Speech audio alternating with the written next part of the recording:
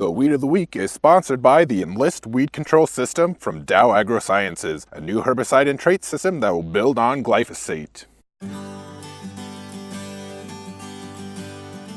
Your farm tells a story, one that continues with the decisions you make.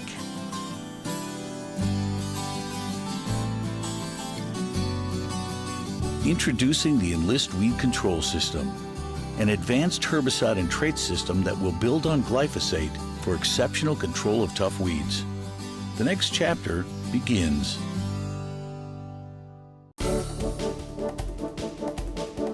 Our Weed of the Week is Blackseed Plantain. This is one I see all the time, but where I see it is in lawns and overgrazed pastures. Well, the other area that we see this is in poorly drained areas. If you fix the drainage issue, you get some tile out there, do whatever you need to fix the drainage issue, this often isn't that big a problem. And whether it's the crop or the lawn or the pasture, it basically just comes down to crop canopy. In other words, the better crop canopy you have, the less problem we have with Blackseed Plantain. So let your grass grow a little bit taller. Don't overgraze. Don't cut the lawn so short. Get your drainage fixed so the crop you're raising can do much better, and Blackseed Plantain won't be a big problem on your farm. Well, one of the issues though, let's just say it's in your lawn, is once this weed gets started, it is a perennial weed. It's not going away until you do something to kill that weed. Hit it with a high rate of 2,4-D. And what it'll do is it'll spread out on the ground, and then it'll kind of choke out the grass around it and try and protect itself. So get out there in the fall or the early spring with a very strong rate of 2,4-D. You can do a nice job knocking out Blackseed Plantain. It may take a second application later on